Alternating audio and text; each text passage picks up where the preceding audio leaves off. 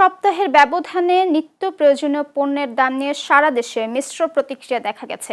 রাজধানীতে কাঁচামরিচ কেজিতে ৩০ টাকা কমেছে এবং ডিমের বাজারে স্বস্তি ফিরলেও বেশিরভাগ সবজি, আলু, পেঁয়াজ, চাল, মাংস ও মাছের দাম আগের মতোই চড়া।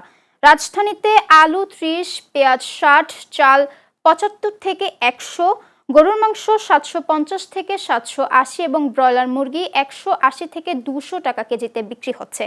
আয়ের সাথে ব্যয়ের সঙ্গতি না থাকায় সীমিত আয়ের মানুষের ওপর চাপ বাড়ছে।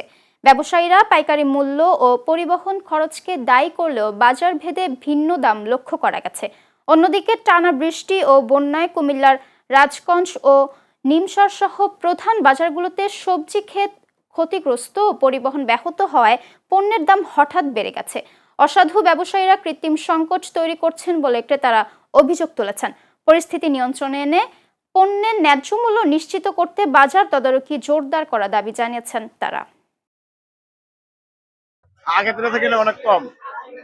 আগে সেল হইতো ৫০, ৬০, ৩০, ২০ এর উপরে হয় না। গত সপ্তাহে যে রেট ছিল এই সপ্তাহে একই রেট ছিল, বাজার কোনো কমতি নেই, এইভাবে চলতেছে। এখন ডজন ১৫০ টাকা, কেস ৩৭০ টাকা চলে।